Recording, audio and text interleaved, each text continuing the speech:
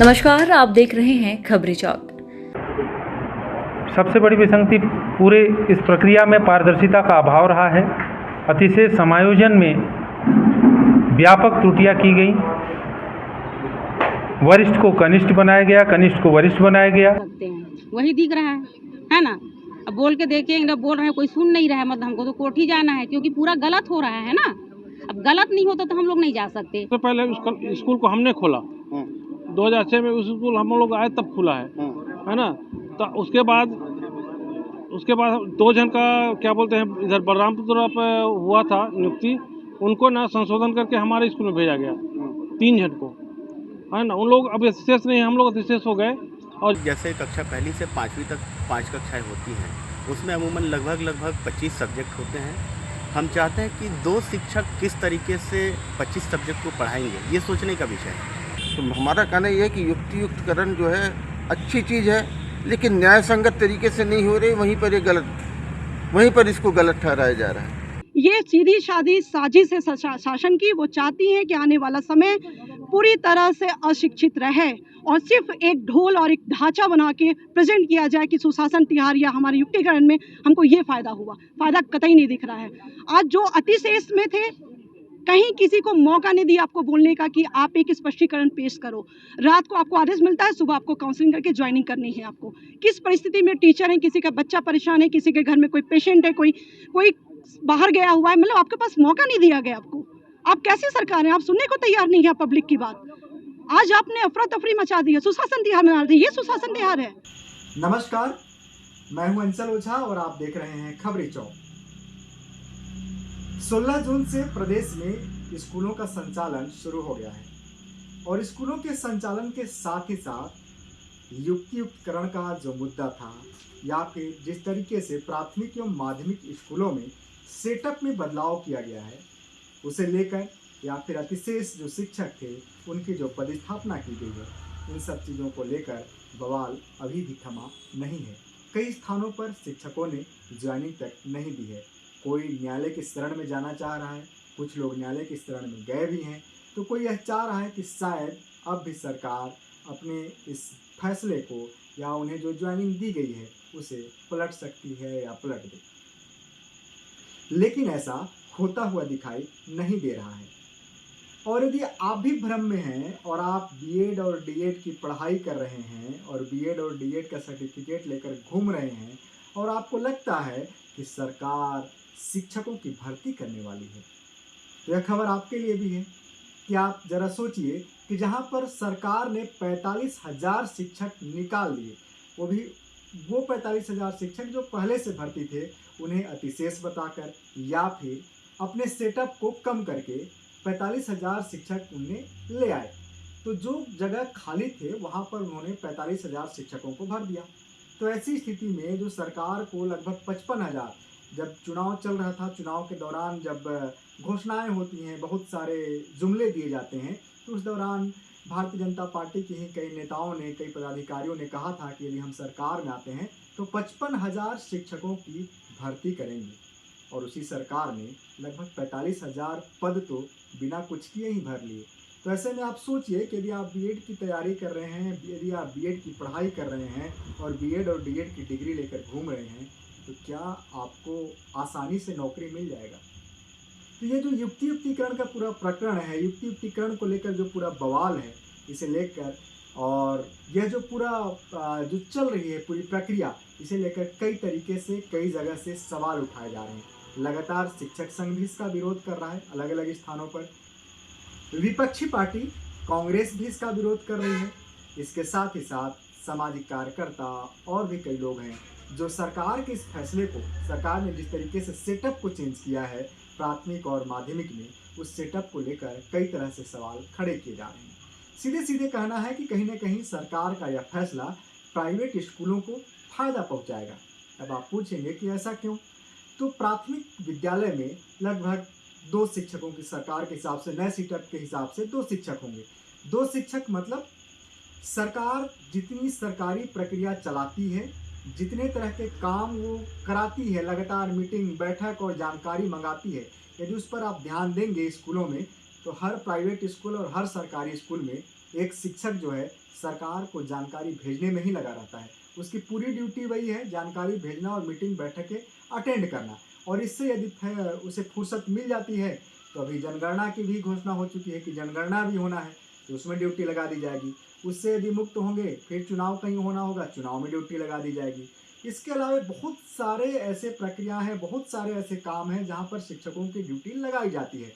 तो हम तो एक टीचर की बात कर रहे थे कि एक जो शिक्षक है वो उसी काम में लगा रहता है।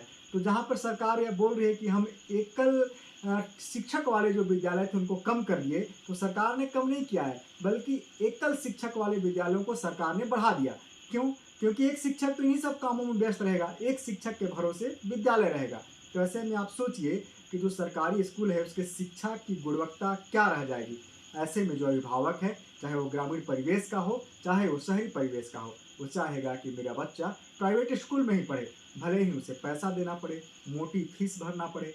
लेकिन सरकार के इस फैसले से काफ़ी लोग चकित हैं कि आखिरकार सरकार कैसे ऐसे मान रही है कि कम शिक्षक करने से स्कूलों की गुणवत्ता, शिक्षा की गुणवत्ता बढ़ जाएगी।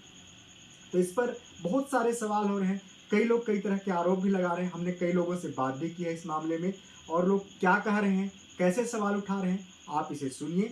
और आपका यदि कोई सुझाव है तो आप इसे बताइए ताकि अगले वीडियो में हम उसे भी शामिल करें।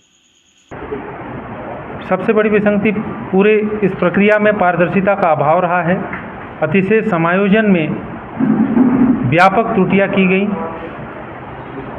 वरिष्ठ को कनिष्ठ बनाया गया, कनिष्ठ को वरिष्ठ बनाया गया, विषयों की अनदेखी की गई, दर्ज संख्या की अनदेखी की गई, अध्यापन कालखंडों की अनदेखी की गई। वर्ष 2008 के सेटअप को पूर्णतः दरकिनार कर दिया गया, जिससे व्यापक स्तर पर विसंगतियां उत्पन्न हुई। क्या परेशानी बन गया? परेशानी व्यक्तिगत अगर देखें तो कम है, लेकिन शैक्षणिक दृष्टि से आप उसको जब देखेंगे व्यापक स्वरूप में तो बहुत बड़ी परेशानी है। संस्थाओं की शिक्षा व्यवस्था छिन्न भिन्न हो जाएगी। इस सत्र में शिक्षकों की व्यापक कमी हुई। जहाँ पे 100 बच्चे हैं प्राथमिक शाला में, यदि वहाँ पे 2 शिक्षक रहेंगे तो गुणवत्तापूर्ण शिक्षण की अपेक्षा बेमानी होगी। सरकार शिक्षकों की भर्ती भी करेगी और उसके पहले जो है सरकार युक्तिकरण कर रही है, जिससे जो दूरस्थ अंचलों के विद्यालय हैं जहाँ एकल शिक्षक हुआ करते थे, ऐसे स्थानों पे शिक्षकों की नियुक्ति होगी और छात्रों को शिक्षा का लाभ मिलेगा।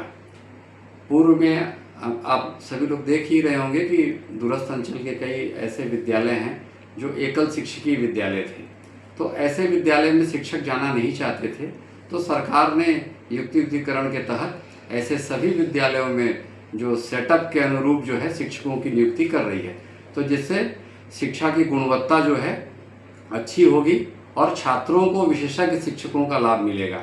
दूरस्थ अंचलों में लेक्चरर जाना नहीं चाहते थे, सब शहर के आसपास रहना चाहते थे।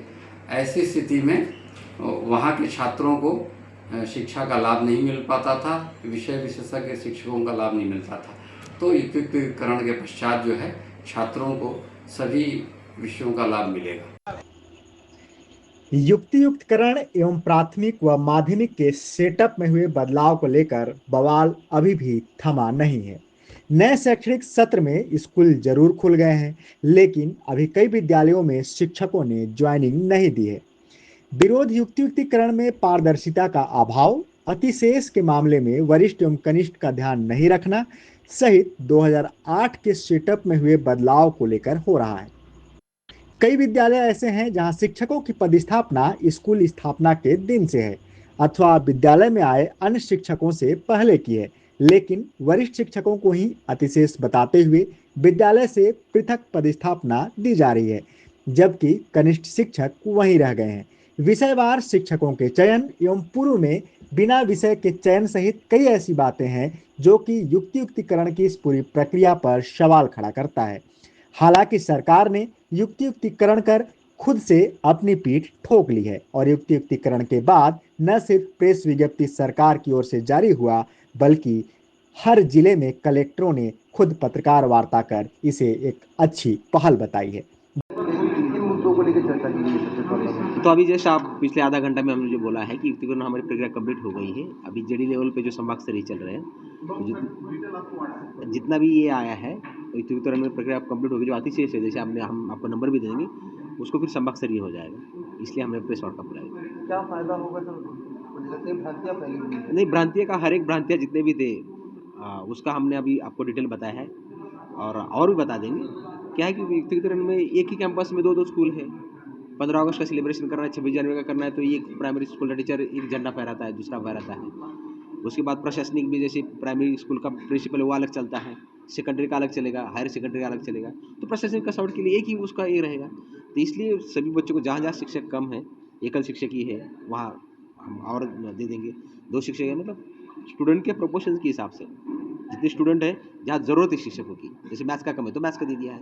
अगर वहाँ जहाँ कम है वहाँ ज़्यादा संख्या बढ़ेगा और हमें भविष्य में लगता है कि नहीं यहाँ मैथ्स के 40 बच्चे हो गए तो और एक शिक्षक देंगे। बल्कि कई विज्ञापनों एवं सोशल मीडिया पोस्ट के जरिए इस पूरी प्रक्रिया की सराहना करते हुए स्वयं अपनी पीठ थपथपाते हुए इसे शिक्षा व्यवस्था में एक बड़ा बदलाव के तौर पर सरकार पेश कर रही है, जबकि इसकी पूरी असलियत ही कुछ और है। जिला एवं संभाग स्तर पर शिक्षकों की कोई सुनने वाला तक नहीं है। कई शिक्षकों ने कहा, ऐसा लगता है अब न्यायालय की शरण में जाना पड़ेगा। अतिशेष कर दिया गया है तो परेशानी तो बहुत है सर। और हम लोग अलग अलग जिला से ट्रांसफ़र करवा के, हम लोग भी पति पत्नी दोनों हैं, एक जगह आए थे। अब पहले अतिशेष एक बार हो चुके हैं, अभी भी कर रहे हैं। और दूसरा समस्या ये है क्योंकि अभी कला में हमको अतिशेष किया गया है और जो विषय वाले उनको रखा गया है, जो अभी 2 साल पहले ज्वाइनिंग किए हैं और वो भी बलरामपुर साइड थे, वहाँ से संशोधन करवा के पत्थल गाँव गए हैं उन लोग। अब उसमें से अभी कला में वहाँ विषय वार देखा है, क्योंकि उन लोग विषय वाले हैं, अंग्रेजी, गणित और विज्ञान वाले हैं। मैं कला मेरे को निकाल दिए, जबकि सीनियर में सबसे मैं हूँ वहाँ की। अब वहाँ से जैसे हम लोग जसपुर गए काउंसलिंग के लिए, वहाँ जो लिस्ट चिपका था वो विज्ञान, गणित, कला ऐसे था सब्जेक्ट वाइज। और जब यहाँ आए हैं तो यहाँ इन लोग आदेश दिया है, उसमें तो कुछ है नहीं, मैं तो इनकार कर दी। अब उसमें ना कोई विषय है नहीं। अब क्या विषय में हम लोग को नियुक्त किया जा रहा है, क्या है भाई? अलग कभी विषय देख रहा है, कभी बिन विषय देख रहा है। नियुक्ति भी करता है तो वैसे ही करता है। अब देखिए, जहाँ पहले 1-4 का सेटअप था, अभी 1-3 का है। अब 3 क्लास है, आपका 18 विषय है, तो हर चीज़ ऑनलाइन है आजकल। तो आप एक आदमी तो उसमें व्यस्त रहता है, तो 3 तो पूरा व्यस्त ही रहेगा। अब जैसे वैसे इसमें है आपका वर्ग ये वाला में, प्राथमिक शाला में एक है। अब 5 क्लास बलवाड़ी दुनिया भर का है। अब एक ऑनलाइन ट्रेनिंग ये सब लगे रहता है। अब वो क्या गुणवत्ता आएगा बताइए? अब गुणवत्ता लाने के लिए हम लोग को बोलेंगे तो क्या पढ़ाएगा? हम लोग ये चाहते हैं, ये तो सेटअप ये 4 हो, है ना, 5 का हो। और जो युक्तिकरण कर रहा है या तो विषय वाइज करे, सब स्कूल में करे। जैसे कहीं पे कला 4 हैं, कहीं पे गणित 4 हैं, तो उसको भी वहीं पे विषय डाले और हर जगह विषय करे। अगर विषय वाला नहीं ले रहा है तो फिर उस सीनियरिटी से रखे, जूनियर को निकाले। अभी आप लोग क्या करेंगे? अभी अब हम लोग को उसके बाद जाएंगे सर कोर्ट और क्या कर सकते हैं, वही दिख रहा है ना। अब बोल के देखेंगे, बोल रहे हैं, कोई सुन नहीं रहा है, मतलब हमको तो कोर्ट ही जाना है, क्योंकि पूरा गलत हो रहा है ना। अब गलत नहीं होता तो हम लोग नहीं जा सकते। अब बताइए, 3 का सेटअप कर रहा है। अब हम लोग पहले मैं फर्स्ट नंबर की हूँ, तो निकलेगा कौन?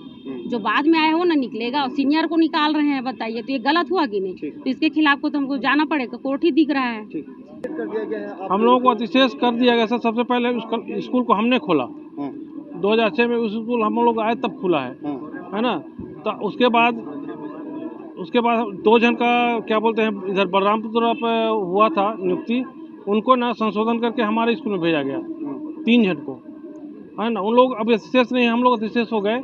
और जसपुर में काउंसलिंग के लिए गए थे सब्जेक्ट वाइज। हमको कला में माना गया है, तो मेरा वाणिज्य है, कला में माना है, तो कला में गए थे वहाँ। तो वहाँ 4 सीट था खाली, है ना। तो वहाँ हम लोगों को तो नहीं मिला जगह। फिर यहाँ पर आए तो यहाँ देखते हैं तो यहाँ तो बिना सब्जेक्ट का नियुक्तिकरण हो रहा है।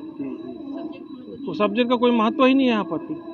और एक जगह सब्जेक्ट बोलता है, एक जगह बिना सब्जेक्ट। अतिशेष में डाले थे, नुकसान हो रहा है, फायदा हो रहा है? बहुत नुकसान हो रहा है सर, हम लोगों को तो बहुत नुकसान हो रहा है। जैसे अतिशेष किए हैं तो सब्जेक्ट वाइज किए हैं? जी। और नया जो नियुक्ति कर रहे हैं उसमें सब्जेक्ट नहीं है? आदेश में ले दिए हैं। क्या समस्या आ रही है युक्तिकरण? समस्या ये आ रही है, हमें जो अतिशेष किया गया है अपने स्कूल से, वह कला सब्जेक्ट से अतिशेष किया गया है। जबकि मैं सीनियर बेस में दूसरे स्थान पे आती हूँ अपने स्कूल में। हेडमास्टर के बाद मैं दूसरे स्थान पे आती हूँ और मैं 2014 से गणित पढ़ा रही थी और लेकिन मेरा सब्जेक्ट कला है और माध्यमिक शाला नवागढ़ अंबिकापुर में। लेकिन क्या कहते हैं कि मुझे कला से अतिशेष किया गया है और यहाँ जो चस्पा हुआ है उसमें कला दर्शाया गया है मेरे उसमें कॉलम में कला पद में। और जब मैं काउंसलिंग ली तो मुझे आदेश मिला है उसमें सब्जेक्ट नहीं दर्शाया गया है। या इसमें या तो मेरे को कौन सा सब्जेक्ट से मेरे को पद स्थापना दिए हैं काउंसलिंग में, वो सब्जेक्ट इसमें दर्शाया नहीं गया है। तो मैं क्या वहाँ जाऊँगी अपने पद स्थापना स्थान, तो वहाँ मैं कौन सा सब्जेक्ट से मैं क्या पढ़ाऊँगी? हेडमास्टर मेरे को कौन सा सब्जेक्ट मान्य करेगा? हालांकि प्राथमिक एवं माध्यमिक स्कूलों में सरकार द्वारा तय किए गए सेटअप की हर ओर निंदा हो रही है। दबी जुबान भाजपा के कई वरिष्ठ नेता तक बोल रहे हैं कि यह शिक्षा व्यवस्था को चौपट करने वाला फैसला है। इन सब के बावजूद सरकार खुश है, और खुश हो भी क्यों ना। सरकार में आज जो लोग बैठे हैं भाजपा के नेता और पदाधिकारी, चुनाव के दौरान इन्होंने घोषणा भी की थी कि सरकार बनते ही लगभग 55,000 शिक्षकों के पद पर भर्ती निकाली जाएगी और बेरोजगारों को नौकरी दिया जाएगा। सरकार का खजाना खाली है, ऐसे में भर्ती नहीं करना सरकार की मजबूरी भी तो है। सरकार ने एक नया पैंतरा फेंका और स्कूलों के सेटअप को कम कर दिया। कई प्राथमिक स्कूलों में जहां वर्तमान सेटअप से ज्यादा शिक्षक थे, अर्थात पुराने सेटअप के आधार पर थे, उन्हें अतिशेष बताकर हटा दिया गया और ऐसे शिक्षकों को उन स्कूलों में भेजा गया जहां या तो एकल शिक्षक थे अथवा शिक्षक थे ही नहीं। इन सब के बावजूद अभी भी सरकार को भर्ती करनी पड़ेगी, किंतु यह भर्ती अब 5 से 10,000 के बीच हो सकती है, क्योंकि इस पूरे प्रक्रिया में लगभग 45,000 शिक्षकों को इधर उधर किया गया है, जिसके जरिए खाली स्थानों को भर दिया गया है और सरकार ने इसे ही शिक्षा व्यवस्था में बड़ा परिवर्तन बता दिया है, जबकि अभी भी बहुत सारे विद्यालय एकल शिक्षक वाले हैं। देखिए, मैं बता रहा हूँ कि 30 बच्चों में 2 टीचर बोल रहे हैं। हम तो आपको उदाहरण दे चुके हैं ना कि 10 बच्चों में 4 टीचर हैं बबुली के शासकीय प्राथमिक शाला स्कूल में। तो हमारा कहना यह है कि युक्तियुक्तकरण जो है अच्छी चीज़ है, लेकिन न्याय संगत तरीके से नहीं हो रही, वहीं पर इसको गलत ठहराया जा रहा है। तो बच्चे के ऊपर कैसे प्रभाव पड़ेंगे? बच्चे को कोई प्रभाव नहीं पड़ेगा। हम लोग भी सरकारी स्कूलों में पढ़े हैं, तो पढ़ के निकलेंगे। बच्चे क्या करेंगे? बच्चे तो वहीं पढ़ के निकलेंगे। और या तो अगर बच्चे के ऊपर अच्छा प्रभाव देखना चाहते हैं तो निजी स्कूलों को बंद कर दें आप। निजी स्कूल जितने हैं बंद हो जाए तो बच्चे अपने आप ग्रो करेंगे। छत्तीसगढ़ में 2005 में लगभग सर्व शिक्षा अभियान के तहत बहुत सारे टोले मोहल्लों में, छोटे छोटे कस्बों में स्कूल की ओपनिंग की गई थी। प्राथमिक शिक्षा अनिवार्य किया गया था, ऐसे नियम लाया गया था। उस समय बहुत सारे स्कूल बढ़े थे और शिक्षकों की भी नियुक्ति हुई थी। 2005-06 में लगभग 30,000 शिक्षकों की नियुक्ति हुई थी इसी तारतम्य में। लेकिन अब कई जगहों पे स्कूल को मर्ज किया जा रहा है। यह गलत है, क्योंकि स्कूल एक बार खुल गए हैं, वहाँ पर भवन बन गए हैं, वहाँ पर सारी व्यवस्थाएँ बनाई गई है और उस व्यवस्था को ख़राब करते हुए स्कूलों को मर्ज करना बिल्कुल गलत है। हम तो सरकार से गुहार लगाना चाहते हैं कि शिक्षकों की नियुक्ति की जाए। जितने अधिक शिक्षक रहेंगे उतनी अच्छी शिक्षा छत्तीसगढ़ में होएगी और बच्चों का एजुकेशन अच्छा होगा। और एक और इस लाइन पे जोड़ना चाहता हूँ कि युक्तियुक्तकरण ही नहीं बल्कि शिक्षा नीति में भी सुधार लाना चाहिए।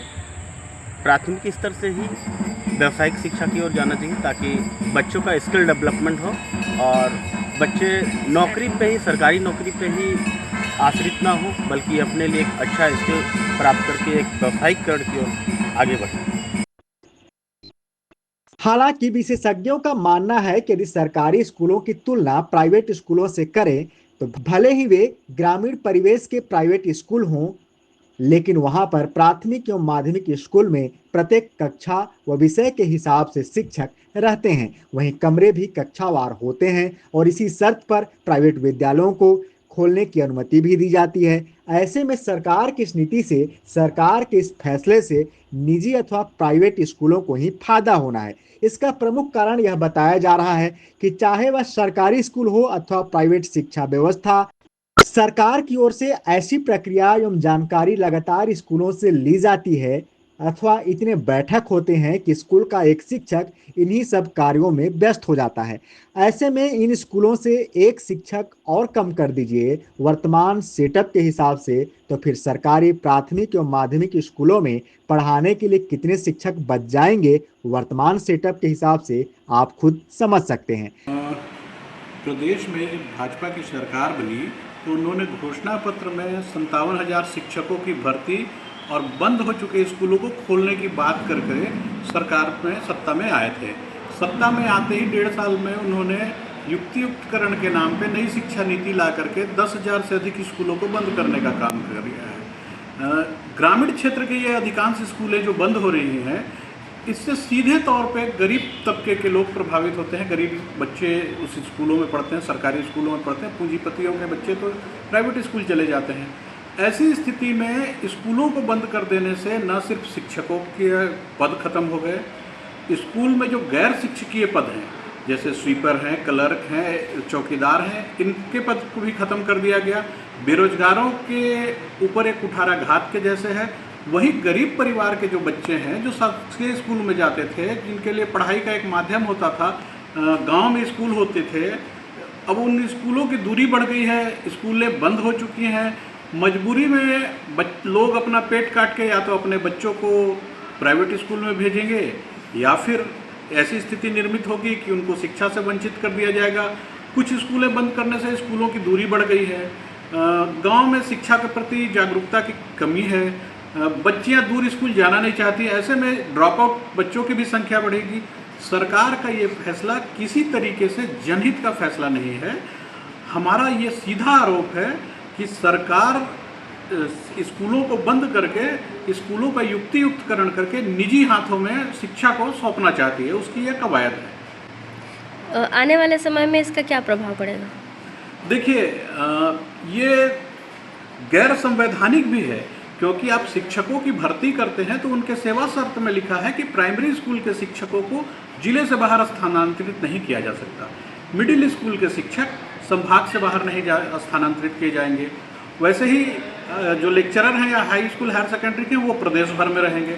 तो ये मिडिल और जो प्राइमरी स्कूल के टीचर्स हैं, स्कूल बंद हो गई हैं। जिनको जिनको आप इधर उधर दूर दराज के जगहों में व्यवस्थित कर दिए हैं, और जो बच गए हैं वो कहाँ जाएंगे, वो अभी इनके नए युक्तियुक्तकरण के नियम में एकदम क्लियर नहीं है। दूसरा, एक जो बात आ रही है कि युक्तियुक्तकरण के नाम पे प्रभावशाली लोग अपने प्रभाव का इस्तेमाल करके, पैसे का इस्तेमाल करके जो वरीयता सूची बनी है जिसके आधार पे युक्तियुक्तकरण किया गया, वो सूची को ही संदेहास्पद बना दिए हैं। कहीं जूनियर को हटाया गया है, कहीं सीनियर को हटाया गया है, कहीं विज्ञान में रसायन को प्राथमिकता दी है तो कहीं जीव विज्ञान को प्राथमिकता दिए हैं, कहीं स्कूलों की दूरी को प्राथमिकता दिए हैं तो कहीं स्कूलों में दर्ज संख्या को प्राथमिकता दिए हैं। कोई चीज़ क्लियर नहीं है। उसको लेकर के सिर्फ सरगुजा नहीं, प्रदेश भर में आवाज़ें उठ रही हैं। सरकार अनुशासन का, दंड का भय दिखा करके नौकरी पेशा शिक्षकों को डराने का काम कर रही है। रात को 2 बजे काउंसलिंग कराया जा रहा है। ये कहाँ तक न्यायोचित है? देखिए, युक्तियुक्तकरण जो सरकार ने निकाला है, जैसे कि माननीय मुख्यमंत्री ने कहा है कि ये शिक्षा की गुणवत्ता का सुधार के लिए, पर मुझे ये कहीं भी नहीं लगता है कि युक्तियुक्तकरण किसी भी शिक्षा के या बच्चों के सुधार के लिए रहेगा, क्योंकि ये एक शिक्षक और एक मास्टर के चक्कर में पूरे 50 बच्चों को छोड़ दिया जा रहा है। और उसमें एक चीज़ सोचिए कि एक शिक्षक जो है उसमें कई तरह के कामों में उसे उलझाया जाता है। चुनाव के वक्त उन्हें चुनाव ड्यूटी में भी भेजा जाता है, प्लस जो मध्याह्न भोजन के भी जो सिस्टम रहता है उसमें भी शिक्षक ही जाता है बच्चों को बुलाने, खिलाने। उसके बाद निवास, जाति, जन्म, सब चीज़ शिक्षकों के हाथ में ही है। तो उस तरह से कैसे शिक्षा की गुणवत्ता आएगी, और इस युक्तियुक्तकरण में एक ही शिक्षक कैसे इन 50 बच्चों को हैंडल करेगा? और कहीं ना कहीं ये प्राइवेटाइजेशन को बढ़ावा देने का है, क्योंकि जहाँ एक सेक्शन में प्राइवेट स्कूलों में 5-5 टीचर रहते हैं हर सब्जेक्ट का, वहाँ आप एक शिक्षक के भरोसे पूरे 50 और 60 बच्चों को डाल दे रहे हैं। तो मुझे किसी भी तरह से ये नज़र नहीं आता युक्तियुक्तकरण किसी भी स्कूल का या किसी भी बच्चों के शिक्षा में गुणवत्ता लाएगा, बल्कि और अशिक्षित की ओर ढकेल रहे छत्तीसगढ़ को। क्योंकि अगर अशिक्षित बच्चे बनेंगे, अगर ऐसे युवा जो अशिक्षित बनेंगे तो सरकार से सवाल कहाँ पूछ पाएंगे? यही सरकार की मंशा है, जिसके कारण ये युक्तियुक्तकरण ला करके वो एक ढकोसला इस छत्तीसगढ़ को ऊपर सौंपा जा रहा है। देखिए, अभी टीचरों की संख्या में बढ़ोतरी होनी है, और अभी जो 1+1 का सेटअप है उस सेटअप के आधार पर जब नियुक्तियां होंगी तो यकीन मानिए जिस स्कूल में जिसमें 30 बच्चों के ऊपर 5-5 टीचर बैठे हुए थे पढ़ाने के लिए, वो टीचर जब दूर इलाके में जाएंगे, ट्राइबल क्षेत्र में जाएंगे, और जो अच्छे लेक्चरर हैं जो वास्तव में शहर के नज़दीक में जिनकी नियुक्तियाँ रही थी, वो लोग जब जाएंगे गांव तरफ तो निश्चित रूप से गांव के बच्चे लाभान्वित होंगे, उनको शिक्षा, बेहतर शिक्षा मिल सकेगी।